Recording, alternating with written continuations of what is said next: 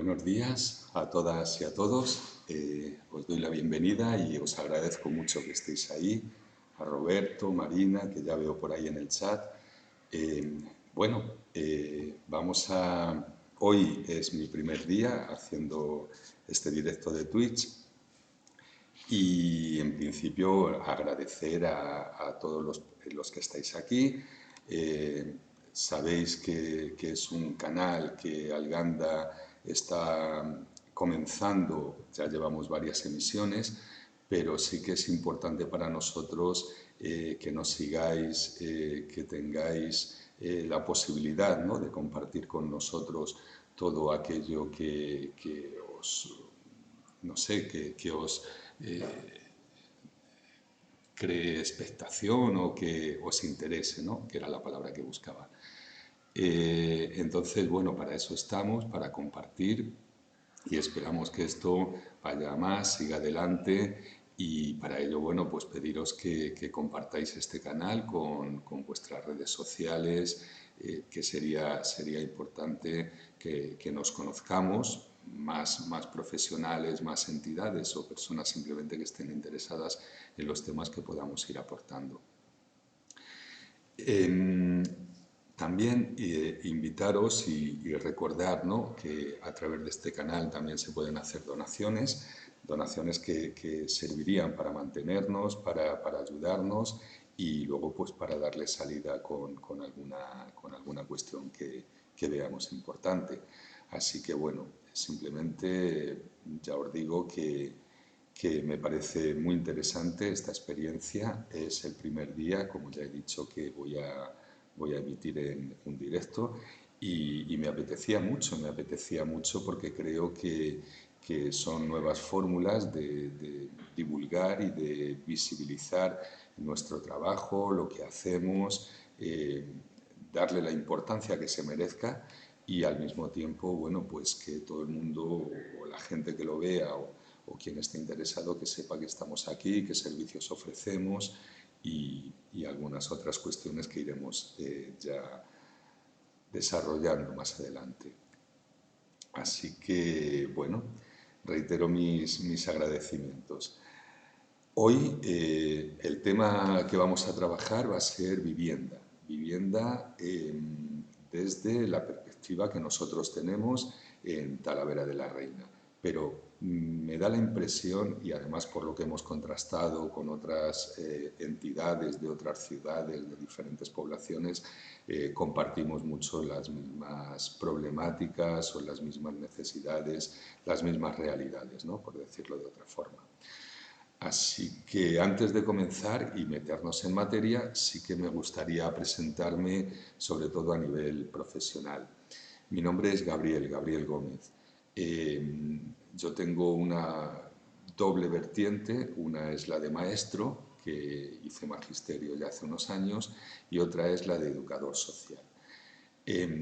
Con estas dos perspectivas siempre he trabajado con colectivos vulnerables bueno, en otros casos me dedico también a la formación profesional para el empleo, que de algún modo también es gente que está sin empleo, vaya, y sin remuneración económica, sin ingresos, etcétera.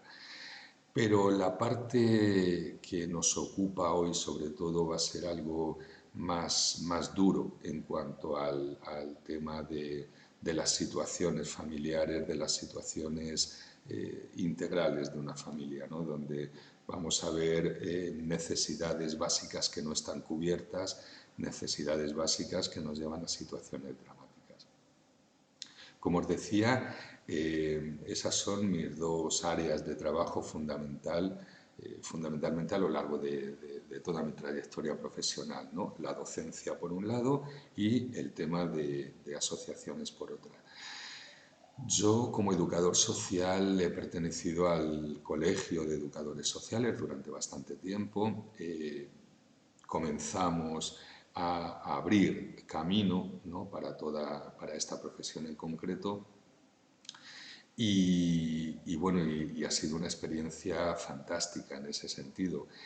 Luego también he trabajado en diferentes asociaciones, con diferentes proyectos, en diferentes momentos, ¿no?, de mi vida, y donde más he trabajado ha sido con el pueblo gitano. El colectivo gitano es un colectivo que desafortunadamente, en un porcentaje muy amplio, pues tiene muchas necesidades de las que estamos hablando, ¿no? Estas necesidades básicas no cubiertas, falta de ingresos, digo en un porcentaje alto, no puedo decir que todos ni generalizar, pero sí que nos encontramos con bastantes familias en dificultad. Tampoco quiero añadir mucho más, simplemente es una presentación mínima que quiero ofreceros, ¿no?, a nivel personal y profesional. Y, y ahora donde nos encontramos, donde me encuentro en este momento, es en la Asociación Alganda. Y además es una experiencia muy interesante, muy bonita, comparto con mis compañeras y compañeros que son geniales y formamos un equipazo, todo hay que decirlo, y me encanta el haber asumido este proyecto que os voy a contar un poquito. En el mes de julio de 2020 me llamó Gabri, me comentó que tenían un proyecto muy interesante entre manos y que si de algún modo me invitaba a participar en él. Yo asumí inmediatamente porque sí es verdad que me pareció interesante profesionalmente y sobre todo también con esa doble perspectiva que tenemos todos los que trabajamos en lo social, ¿no?, que es intentar aportar nuestro granito de arena, intentar ayudar a todas aquellas personas que podemos echar una manita, que podemos dar un empujoncito, que podemos de algún modo ayudar. Ya os digo que yo me incorporo a Alganda en el mes de julio de 2020 del año pasado, ¿no? Bueno, pues en plena pandemia, ya con la segunda ola o la tercera, o ya no recuerdo, pero sí que estábamos en una situación complicada. Y a partir de aquí empezamos a ver cuáles eran las líneas estratégicas, las líneas maestras para desarrollar este proyecto. Con lo cual, concluimos que el inicio, como en todo proyecto social, tiene que ser una primera fase diagnóstica, un primer momento en el que salimos a ver cuál es la realidad, a ver qué es lo que nos encontramos, referido todo, ya os digo, al tema de vivienda. Cómo está la vivienda en Talavera de la Reina, cómo estaban las familias, cómo se puede acceder o no a las viviendas, cuáles son los diferentes escenarios que nos podíamos encontrar. Todo esto fue un planteamiento inicial que tuvimos y asumimos el reto de intentar valorar de algún modo, en la medida que podíamos, con los recursos que teníamos, valorar esta situación de una manera global en la ciudad. Así entonces, digamos que uno de los primeros pasos que dimos fue reunirnos con la Junta de Comunidades de Castilla-La Mancha, con la delegación de nuestra ciudad, de Talavera de la Reina, y con el ayuntamiento y con servicios sociales concretamente. Entonces vimos ahí qué es lo que podíamos hacer, cuáles eran los objetivos comunes que podíamos poner todos encima de la mesa, qué nos interesaba, porque nuestra principal cuestión era poder también ayudar, ¿no?, e insertarnos dentro de la estructura ahora mismo tanto de servicios sociales como de políticas de vivienda que existen en la Junta, ¿no?, con el Ministerio de Fomento, con la Consejería de Fomento, también estuvimos hablando. En este caso fue la Consejería. A partir de ahí trazamos un itinerario, ese plan de ruta que creo que nos dio una perspectiva muy importante sobre lo que íbamos a trabajar posteriormente. Entonces, esa ruta que seguimos, lo primero fue tomar contacto con personas, con entidades, para reunirnos con ellos e intentar buscar su colaboración en el sentido de buscar información. Lo primero que pensamos fue en las asociaciones vecinales de nuestra ciudad, que agradecemos un montón su colaboración, su participación, los receptivos que estuvieron cuando explicamos nuestra intención, ¿vale? De sondear un poquito cuál era la situación a nivel de vivienda, de acceso, de posibilidad o imposibilidad, de impago y sobre todo de ocupación. Esa era un poco la idea que más llevamos adelante, ¿no? Cuál era el estado de la ocupación de la vivienda en nuestra ciudad. Así que nos reunimos en principio con diferentes asociaciones de vecinos y tomamos el pulso a los barrios, según ellos nos contaban. Estas asociaciones son las que están funcionando habitualmente, conocen la información de primera mano, tienen a los vecinos que son sus socios, se mueven por el barrio, con lo cual nos dieron una dimensión y una perspectiva muy interesante para ir viendo en las diferentes zonas en las que nos movemos, que al final fue toda la ciudad, ver esa realidad que de algún modo nos contaban y nos contaban de primera mano, es decir, que ellos lo estaban viviendo a diario, con lo cual era una información contrastada y una información muy importante para nosotros, que tenía un peso y un valor específico suficiente como para poder darle la seriedad que requería el estudio.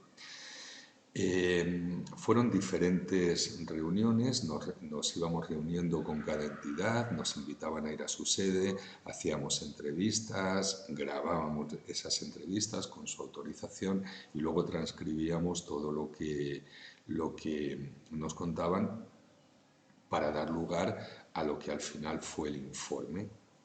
Un informe que hicimos de todos los datos que fuimos recabando. Entonces, en un primer momento, fueron estas reuniones con las asociaciones, asociaciones vecinales, asociaciones de barrio. Y ya os digo que fue muy interesante y además participaban no solo las juntas directivas de estas asociaciones, que eran las que realmente nos recibían, sino que además invitaban a vecinos que tenían algún problema, conflicto vecinal o alguna situación que podía ser interesante para nuestro estudio y acudían a las reuniones para irnos contando toda su experiencia, ¿no? Así que ya os digo que era información de calidad que recibimos y que recabamos y que todo eso al final lo transformamos en un informe que os iré diciendo, ¿no?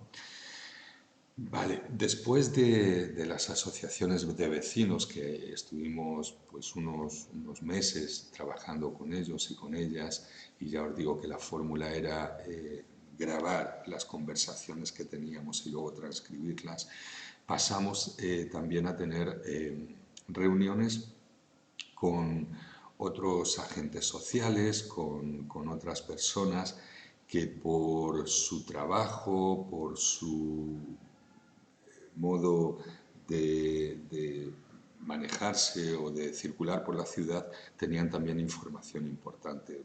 Recuerdo que nos reunimos con algunos trabajadores que trabajaban en servicios de mensajería y nos contaban lo que encontraban en algunas viviendas cuando iban a entregar sus mercancías, sus paquetes, ¿no? Y era muy interesante también porque eso también nos daba una dimensión nueva, un valor también importante porque nos contaban algo que habían visto desde su experiencia. Y ya os digo que todo esto queríamos redundar en un estudio sobre la ocupación de la vivienda y al mismo tiempo, por supuesto, saber cuáles eran pues, muchos aspectos o características de la vivienda en Talavera, que luego os iré avanzando, os iré comentando. También nos reunimos con todo tipo de asociaciones de toda índole y llevábamos siempre el mismo sistema, que era hacer grabaciones en voz, siempre con el consentimiento de la persona, y luego transcribíamos y sacábamos lo que considerábamos más importante. Entonces, estas asociaciones con las que nos reunimos, que estoy, por supuesto, estoy dando por hecho que agradecemos enormemente toda la colaboración, cómo se prestaron a participar en nuestro proyecto y cómo daban su tiempo también para reunirse con nosotros e irnos contando. Entonces, las asociaciones eran de todo tipo, ya os digo, que trabajan también con colectivos vulnerables que al fin y al cabo eran los colectivos que probablemente estuvieran ocupando esas viviendas, ¿no? Y hablaremos de la ocupación más detenidamente y veremos cuáles son esas características o la importancia o la repercusión social que tiene también.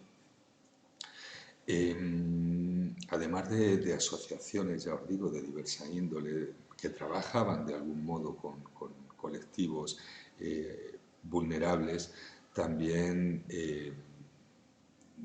vimos la posibilidad o la importancia que tenía el hecho de salir a la calle y patear calle, evidentemente. Ahora toda esa información que habíamos recabado teníamos que irla contrastando, con lo cual cogimos cámara, teléfono, móviles y fuimos visitando sitios, haciendo fotos a las fachadas, viendo el estado de las fachadas. Recuerdo que con Idoya, que estaba con nosotros en este estudio, veíamos desde dónde colgaban los cables, cómo estaban las instalaciones eléctricas, muchas de ellas enganchadas. Entonces detectábamos ahí la cuestión de que podía ser perfectamente una vivienda ocupada, que tenían enganchada la luz, etcétera. Y fue muy curioso y fue muy ilustrativo estas rutas que hicimos por Talavera y todo lo que fuimos observando y fuimos anotando, ¿no? De algún modo. Aprovecho para saludar a Gabri, que está por ahí, y a todos los que estáis, que ya os he saludado. Vale, entonces decía que en este recorrido por la ciudad, de verdad que todo lo que nos habían contado íbamos contrastándolo y nos dimos cuenta de la verdadera dimensión de lo que en muchos barrios se vivía de una forma positiva o negativa, ¿no? Cuando ves un barrio que los contenedores están hasta arriba, que hay suciedad por la calle y pasas a otro barrio y ves que no, que esa es otra realidad diferente, que están más limpios, más cuidados, el mobiliario urbano, etcétera, es cuando ves el deterioro y es cuando ves de algún modo esa vulnerabilidad de todo un barrio, de todo un barrio. Luego habrá personas que vivan en él de una manera o de otra, pero se notaba esa, no sé, esa tristeza, no sé cómo explicarlo, ¿vale? Pero a nosotros era lo que nos infundía tristeza o un sentimiento de decir, bueno, esto hay que mejorarlo, esto se debe mejorar, la gente no puede vivir así o no debería vivir así. Sabemos las circunstancias que tenemos y más ahora, ¿no? Con la pandemia y demás, y eso es otro aspecto importante de nuestro estudio, que sabemos en el momento que nos encontramos, sabemos la situación que tenemos y la cantidad de familias y personas que se han quedado sin fuentes de ingresos, ¿vale?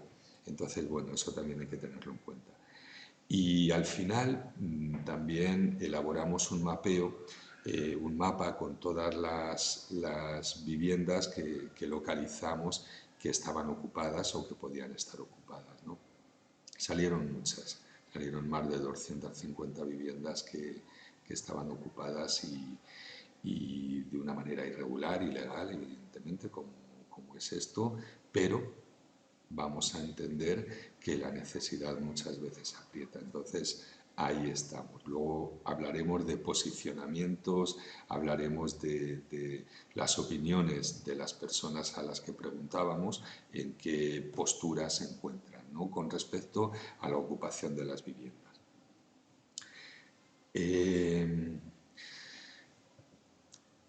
Partiendo de este punto, de la ocupación, vamos a hablar ahora mismo de la ocupación como tal. La ocupación sabemos bueno, que es un hecho o un acto ilegal. Partimos de la base que no se debe o no se puede hacer legalmente, ¿no? Hay un artículo en la Constitución, que luego veremos, en el cual pues, todos tenemos derecho a la propiedad privada. Luego veremos, ¿vale? Entonces, respecto a que las personas, familias ocupen una vivienda, hay en las conclusiones que elaboramos en el informe, cuando preguntábamos a las diferentes personas, había diferentes posicionamientos, ¿vale? Como siempre, por lo menos aquí en España, perdonad que me está sonando el móvil, voy a ver si es o no. Vale, puedo esperar. Perdón. Decía entonces que los posicionamientos en cuanto a la ocupación de la vivienda. Nos encontramos los dos polos, ¿vale? Hay quienes están a favor de que familias que no tienen otros recursos, que no tienen esa necesidad básica mínima cubierta, que es el de tener un hogar, sobre todo si hay menores, ¿vale? Es una familia compuesta por matrimonio o monoparental, pero cuando hay menores las sensibilidades afloran mucho más y es normal, es lógico, es entendible, ¿no? Como vas a dejar a un niño viviendo en la calle. Es un argumento de peso sólido y muy, muy potente. Yo entiendo que en ese posicionamiento yo me encuentro, ¿vale? Aunque también hay personas que se encuentran en el contrario. Sí, mira, me dice Roberto Sierra que el tema de la ocupación es complejo, hay mucho sensacionalismo con ello. Luego iremos también al tema de los medios de comunicación, si nos da tiempo, que espero que sí, ¿vale? Por eso estoy diciendo que en cuanto a la ocupación de las viviendas, ahí tenemos la piel muy sensible hoy día con muchas cosas y esta es una de ellas, ¿no? Entonces, hay personas que creen que esa puede ser una solución para estas familias que se encuentran en una situación de vulnerabilidad y además importante, que tienen menores a cargo, y yo me planteo, me pongo en su piel y digo, ¿qué haría yo si me encontrara en esa situación, que no tengo para pagar un alquiler, que no tengo vivienda social, que no puedo hacer nada, no tengo trabajo, etcétera? ¿Qué haría? Y ahora ha crecido el número de viviendas ocupadas debido a la pandemia, debido a la situación en la que nos encontramos. Vale, pues ese es un posicionamiento, el de comprender a las personas o a las familias que lo hacen por una necesidad, ¿vale? Luego está el posicionamiento contrario y dicen, bueno, eso que se ocupen los diferentes gobiernos a nivel estatal, a nivel regional, a nivel municipal, que se ocupen de las viviendas. Porque también la Constitución recoge un artículo, que luego veremos, donde habla del derecho a una vivienda digna, ¿no? Y es un derecho que tenemos todos por el hecho de haber nacido aquí en España, ¿vale? Porque es la Constitución española la que lo propone. Y eso se firmó y es un documento el más importante que hay a nivel legislativo. Con lo cual, pues también hay otro argumento de peso para decir que no es una solución el hecho de la ocupación y que se tiene que respetar la vivienda cuando es privada, evidentemente el derecho a la propiedad privada por encima de cualquier otra norma. Entonces, bueno, esos dos posicionamientos nos los encontramos en la calle, eso es lo que hay, el pulso social que tomamos, se trata de esto, ¿vale? Y luego hay quien lo que busca es una alternativa entre lo uno y lo otro. Están en una posición donde dicen que, evidentemente, todo el mundo tiene el derecho a la propiedad privada, pero también hay un derecho a la vivienda. Y ahí es donde yo particularmente me posiciono en el centro. Yo entiendo las dos posturas. Hay argumentos sólidos para las dos. Y entiendo que el que tiene una vivienda tiene derecho a mantenerla y nadie se la puede apropiar. Y entiendo también que las familias que están en una situación de tantísima necesidad, que no tienen cubierta ni siquiera esa necesidad básica de tener un hogar, una vivienda, pues también necesitan soluciones. Si no se las da el gobierno, se toma la justicia por su mano. No es lo correcto, pero no les cabe otra. En muchos casos, ¿vale? Porque luego podemos hablar también que dentro del el tema de ocupación, del movimiento de... No movimiento, eso lo dejamos para otro día, hablaremos de la historia de la ocupación con K o la ocupación con C.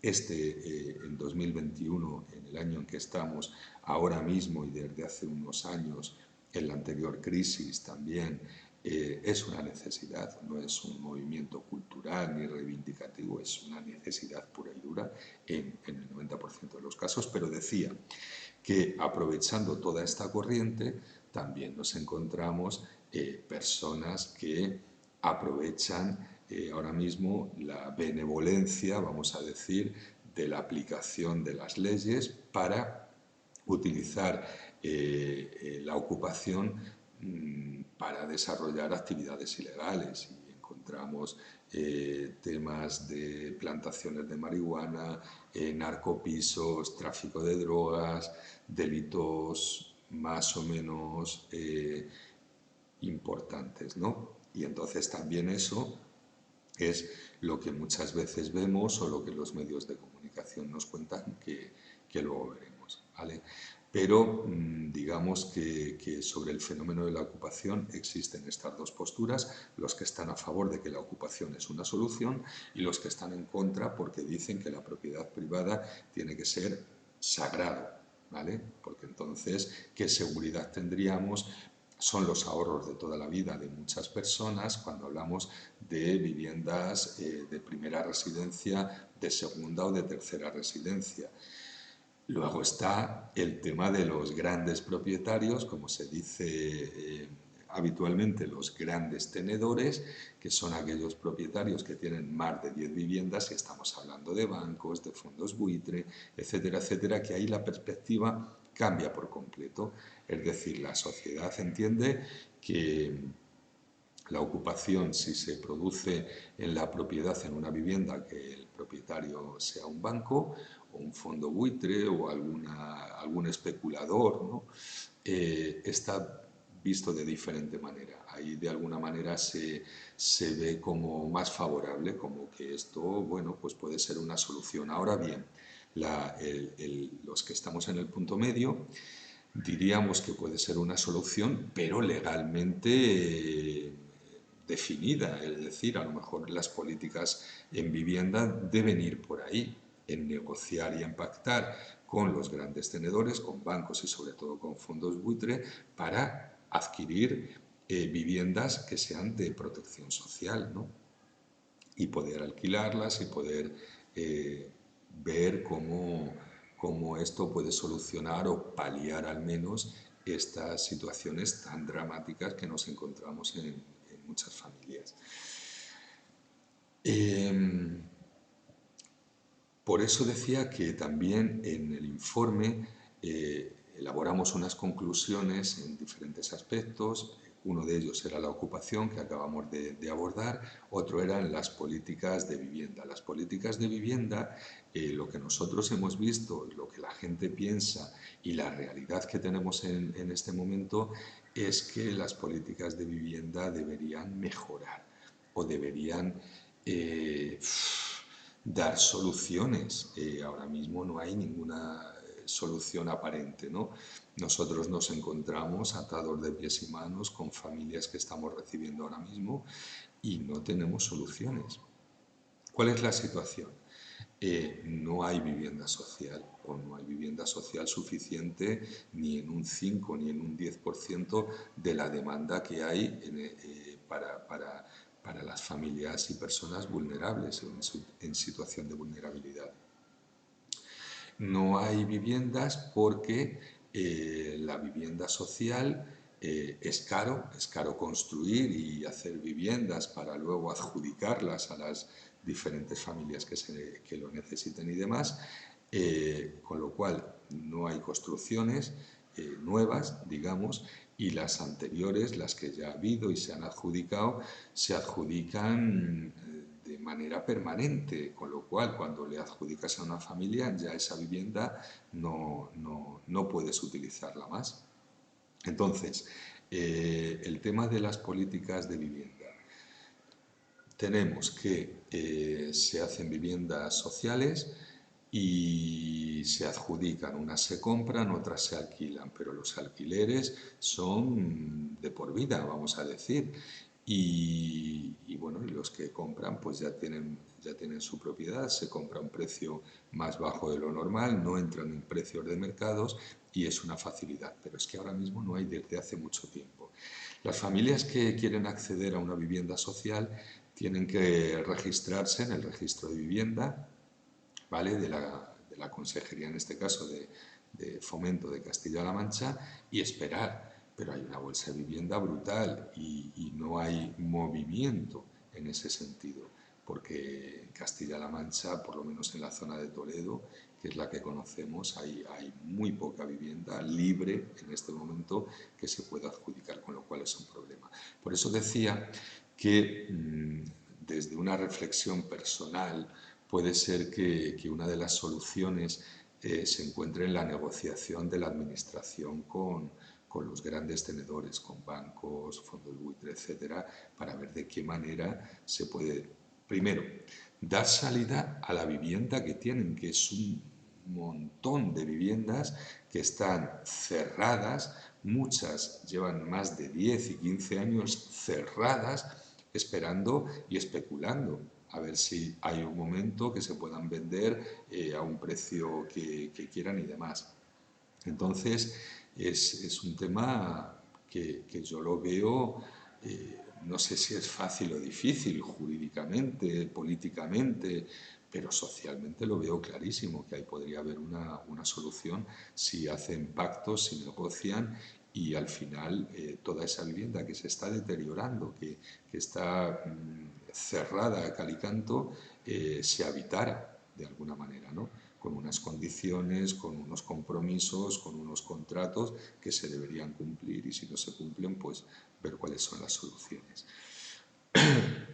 Perdón, pero es una reflexión personal que hago en voz alta después de todo lo que llevamos visto.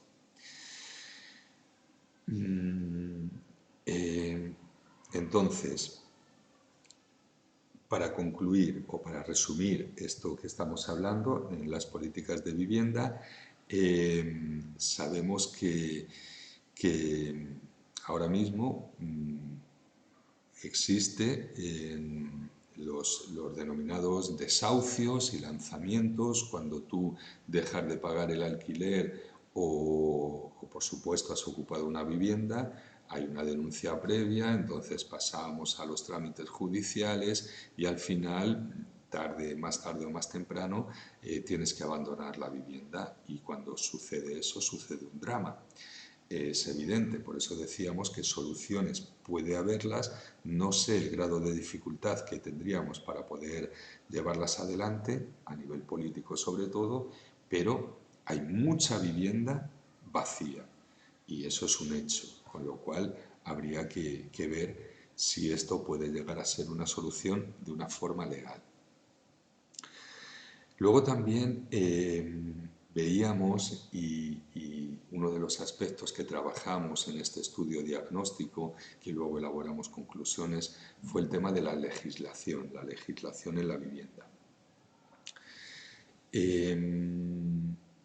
La legislación, partimos de dos puntos, como decía antes, fundamentales, o de dos de dos aspectos a tener en cuenta, ¿no? Que son los dos artículos de la Constitución española que nos hablan de los derechos, que tenemos a nivel constitucional, en la Constitución. Entonces, por ejemplo, quiero mostraros el primero de ellos, que es el artículo 33 de la Constitución española. Y dice: se reconoce el derecho a la propiedad privada y a la herencia. Ese es uno de los puntos de partida. Este es uno de los extremos, ¿vale? El reconocimiento a la propiedad privada. Continúa diciendo que la función social de estos derechos delimitará su contenido de acuerdo con las leyes y que nadie podrá ser privado de sus bienes y derechos sino por causa justificada de utilidad pública o de interés social, mediante la correspondiente indemnización de conformidad con lo dispuesto por las leyes. De acuerdo. Este es uno de los extremos en los que nos movemos, ¿no? Que es el derecho a la propiedad privada recogido en el artículo 33 de la Constitución española. Tal y como decíamos, esto es uno de los posicionamientos que tenemos a nivel social, porque de alguna manera entienden que prima este derecho sobre cualquier otro. Y aquí vemos el artículo 47, ¿vale?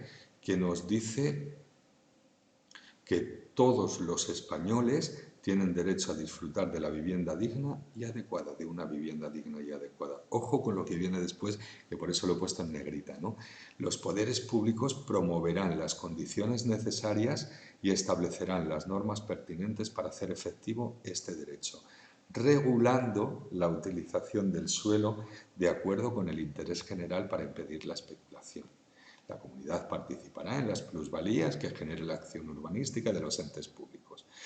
Bueno, decía que tanto en el artículo 33, que habla del derecho a la propiedad privada, que sería uno de los extremos, y el artículo 47, que es el otro de los extremos, ahí es donde la sociedad se posiciona más a favor de uno o más a favor del otro. Pero es interesante porque esto a mí, cuando leo este artículo, me lleva a la anterior crisis que vivimos todos, que fue la de la burbuja inmobiliaria. Y esto de normas pertinentes para hacer efectivo y el interés general para impedir la especulación, bueno, pues luego al final interpretamos las leyes, los artículos, la Constitución como cada uno quiere. Estoy leyendo en el chat que Roberto dice una política transversal de protección a las familias que se respete entre un gobierno conservador y los que están ahora. Pues claro que sí, si es que esto requiere diálogo, requiere consenso y requiere una postura común y una postura neutral y una postura que dé soluciones, no que tiremos de un lado, tiremos del otro. Evidentemente, Roberto, esto tiene que ver también con los posicionamientos políticos. No somos tontos, lo vemos, ¿no? Un partido más conservador quiere conservar ese derecho a la propiedad, muy lícito, y un partido más liberal, más tendente a la izquierda, ¿no? Fíjate Pablo Iglesias, el tema de Podemos con la vivienda, a muerte, ¿no? Con que la ocupación pueda ser una solución o que se den soluciones. Luego hablamos, ¿no? de todas estas políticas que están surgiendo ahora. Pero evidentemente son los dos extremos que dividen a la sociedad en este sentido. Y de otro modo, decía que estos son los dos artículos que chocan entre sí de algún modo o porque lo interpretamos de esa manera. Porque si buscáramos una neutralidad o buscáramos una interpretación más equilibrada, podríamos encontrar posiciones comunes, podríamos encontrar entendimiento y podríamos encontrar consenso. Evidentemente, yo con la política actual soy muy crítico en ambos todos los partidos, porque en vez de construir van a destruir y así no avanzamos y estamos en las situaciones que estamos, por ejemplo, en este tema que nos trae, que es la vivienda. Pero bueno, son opiniones muy particulares. Decía que entonces, si seguimos hablando de legislación en cuanto a vivienda, nos damos cuenta que partimos de estos dos artículos de la Constitución, que es la que nos da todos los parámetros luego para la legislación, y estamos ahí, esa es nuestra realidad. Por eso también a nivel legislativo se recogen o están tipificados dos casos diferentes en cuanto al tema de ocupación, ¿vale? Por un lado, tenemos lo que se denomina penalmente allanamiento de morada y tenemos lo que se denomina la usurpación. Son dos conceptos jurídicos que, de alguna manera, son los términos en que se considera la posibilidad de ocupar una vivienda. Entonces, vemos aquí la diferencia entre allanamiento de morada y usurpación. ¿Qué es allanamiento de morada? Por un lado, se encuentra el delito de allanamiento de morada recogido en el artículo 202.1 del Código Penal. Y el allanamiento de morada conlleva penas de prisión entre 6 meses a 2 años si no hay violencia o intimidación y de 1 a 4 años de prisión y multa de 6 a 12 meses si hay, como dice aquí, violencia o intimidación en el allanamiento de morada. Vale, esto fundamentalmente se utiliza cuando hay una ocupación, ya que estamos hablando de ese tema, por supuesto un robo, que entras en una casa, eso es allanamiento de morada, es uno de las, más luego el robo, más luego la agresión, más luego lo que corresponda, pero cuando hablamos de ocupación, el allanamiento de morada es cuando se ocupa una vivienda que es la morada, es decir, la vivienda, la primera, la segunda o la tercera residencia de una persona. Cuando hablamos de ocupación de viviendas de particulares, entonces se considera allanamiento de morada y tiene una pena o se considera mayor delito que la usurpación, que es lo que quiero que veamos ahora también. Por eso estamos hablando de la diferencia. Y la usurpación nos dice, aquí también en el Código Penal, nos dice que si la vivienda está desocupada y no constituye la morada de nadie, el delito se considera entonces usurpación, conocido como ocupación, que es lo más habitual ahora mismo, ¿no?, que ocurra esto. Conlleva una pena de multa de 3 a 6 meses para quien lo cometa. Y en estos casos la ocupación se realiza, por ejemplo, en pisos de bancos, en fondos buitre, en pisos que se empezaron a construir pero no se han terminado, es decir, en estas viviendas que están vacías, que están deshabitadas y que son de lo que se consideran grandes tenedores. Que tienen los grandes tenedores, por ejemplo, fondos buitres, bancos, etcétera, o personas particulares que tienen más de 10 viviendas a su nombre, en propiedad. Y eso es lo que se considera en este caso usurpación. No es tan grave, como veis ahí, como el allanamiento de morada, pero por supuesto conlleva penas, es un delito, se considera un delito en todo caso, ¿no?, la ocupación en cualquiera de sus modos. Pero digo que jurídicamente, penalmente, socialmente, tiene menos delito aquel que ocupa una vivienda que es propiedad de un banco o de estos fondos, ¿no?, que decíamos antes. Visto esto, ya vemos que la ocupación en sí es un delito, punto de partida, y nosotros tenemos que cumplir la ley. Por eso decía que yo no considero que la ocupación sea una solución sin más, es decir, por tomarte tú la justicia por tu mano, dar una patada en la puerta, entrar en una vivienda. Yo considero que es delito y vivimos en un Estado de Derecho y hay que respetar las leyes y las normas. Pero también entiendo que hay que facilitar a las personas que están en esta situación de vulnerabilidad la posibilidad de acceder a una vivienda o una solución habitacional. Creo que es lo mínimo que se puede pedir a un gobierno, ¿no? O unas políticas sociales que por lo menos intenten llegar a eso. Decía que ¿cuál es la situación actual ahora mismo a nivel social de la ocupación? Pues mira, antes de la pandemia estaba lo que se denominaba el desahucio exprés. El desahucio exprés era que en poco tiempo, desde que se produce la denuncia de un propietario hasta que se obliga a la persona a salir de la vivienda, bien con un lanzamiento a través de un desahucio, pasaba muy poquito tiempo. ¿Qué ha ocurrido? Que ha venido la pandemia. La pandemia ha traído pobreza, pobreza a nivel económico. Ha habido falta de ingresos. Las personas, muchas, desgraciadamente, se han visto involucradas en ERES, en ERTES, en despidos directamente. Las fuentes de ingreso han mermado, incluso el empleo sumergido no ha podido tampoco salir. Fíjate hasta dónde llegó, ¿no?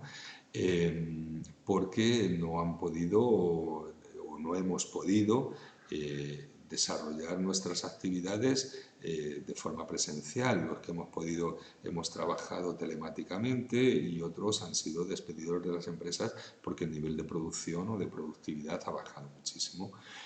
Entonces, bueno, con esa situación que ha ocurrido, que hay muchas más personas que ven que sus necesidades básicas no las pueden cubrir, no hay ingresos, no hay ninguna fuente de ingresos. Entonces se quedan sin vivienda, se quedan sin comida, se quedan sin nada, ¿vale?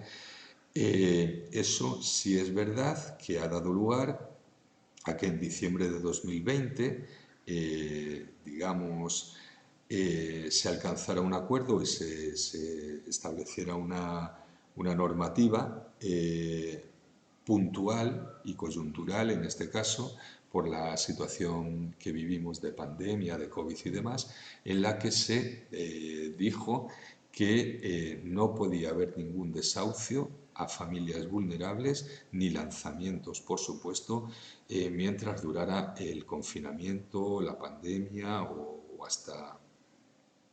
hasta que viéramos un poco de luz en este túnel en el que nos encontramos. Así fue hasta el 9 de mayo, cuando en diciembre de 2020, 9 de mayo de 2021, no se podía desahuciar ni hacer ningún lanzamiento, ni que se produjera ninguna echar a la gente a la calle, vaya. Después, también hace poquito, hace unos meses, salió desde el Gobierno central una moratoria de 3 meses más. Es decir, del 9 de mayo de 2021, ahora pasamos a que no se puede producir ningún lanzamiento ni desahucio hasta el 9 de agosto de 2021. Ahora bien, no se puede hacer en determinadas circunstancias y con determinadas familias, las que reúnan lo que se considera la vulnerabilidad. Y entonces lo que nos dicen estas normativas actuales es que cualquier denuncia que llegue al juzgado para un desahucio, para un impago, para una ocupación, lo que sea, si de alguna manera se propone que la familia o la persona a la que quieren desahuciar y la denunciada está en situación de vulnerabilidad, automáticamente el juez solicita un informe que es vinculante de vulnerabilidad. ¿Quiénes son las que o los que producen esos informes? Las trabajadoras y los trabajadores sociales, los servicios sociales. Pero el juez está obligado a pedirlo si no se lo llevan ya por mediante los abogados y es vinculante, con lo cual está obligado a atenderlo, siempre y cuando se reúnan las condiciones de vulnerabilidad por parte de la familia o la persona y además que sea una vivienda de lo que decíamos antes, grandes tenedores, es decir, de más de 10 viviendas, propietarios de más de 10 viviendas, sobre todo si son de bancos. Si es de un particular, no se aplica esta ley tal cual. Se considerará, se tomará en cuenta, pero evidentemente también la persona que el arrendatario que no cobra el alquiler, que tiene esa vivienda ocupada, que no la puede alquilar a otra persona que sí le pudiera pagar, también tiene derecho, porque a lo mejor está en esa misma situación de paro, de ERES o de ERTES que nos hemos encontrado también. Con lo cual la situación se va complicando cada vez más bueno, y yo espero que el día 9 de agosto no pase nada o no pase mucho o no sea una catástrofe o no sea un...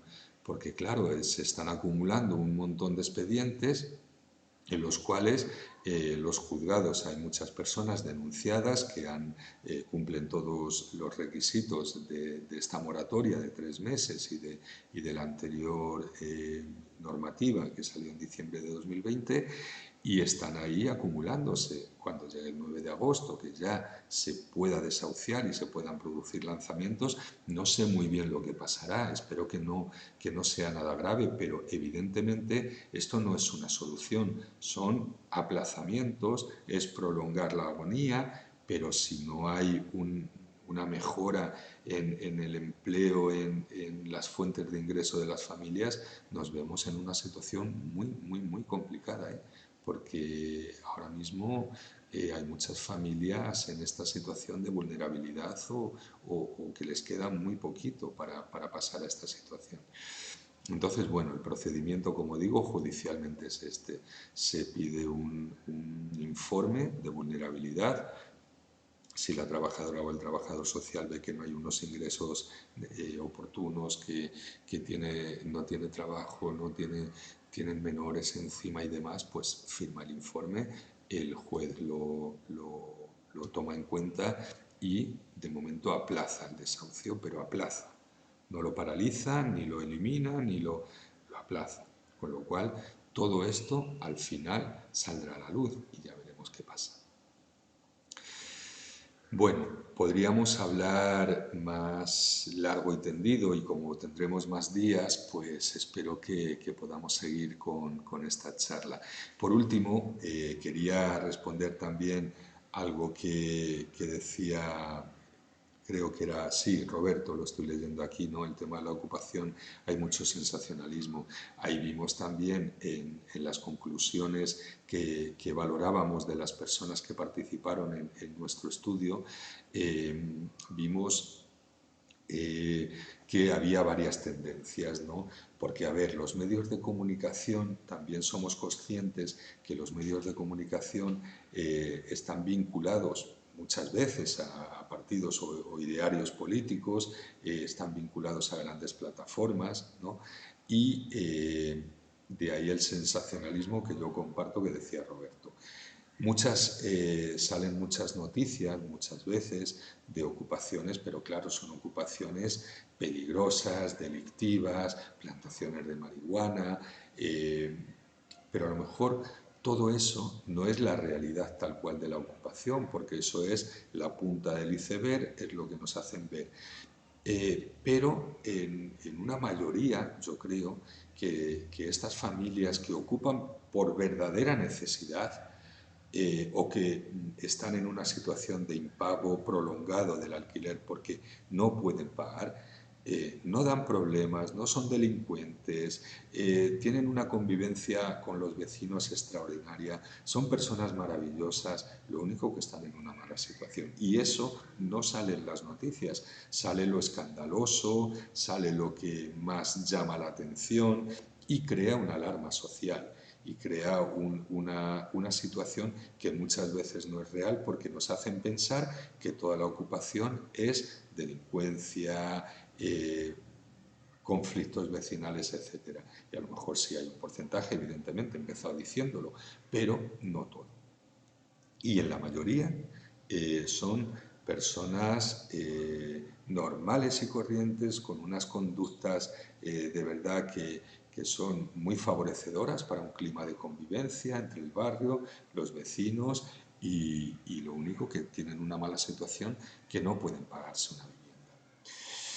Entonces, por eso también hay personas que están a favor de pensar que la realidad es la que nos cuentan, tal cual, que toda la ocupación es un peligro, que toda la ocupación es un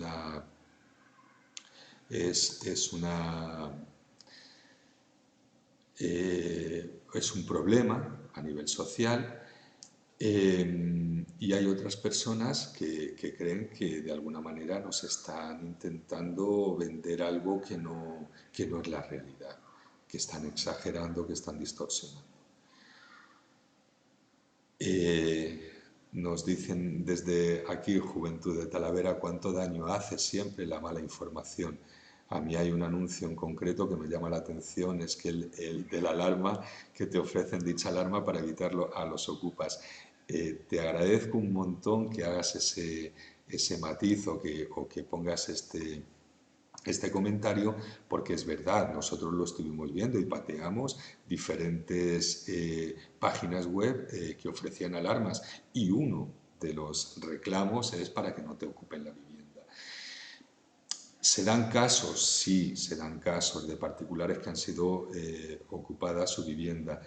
No lo vamos a negar, pero cómo aprovechan y cómo distorsionan la realidad y cómo nos meten miedo y cómo crean ese temor, ¿no?, por toda la sociedad que si abandonas la casa o te vas de vacaciones un día a tu casa de la playa, que es muy lícito, y ole tú si lo tienes, ¿no?, vuelves y la tuya ya la tienes ocupada, eso se hará un caso entre los millones de habitantes que somos, ¿no?, o dos o cinco, pero es un porcentaje mínimo. Pero aprovechan y tienes toda la razón del mundo porque eso lo estuvimos mirando también y lo estuvimos analizando.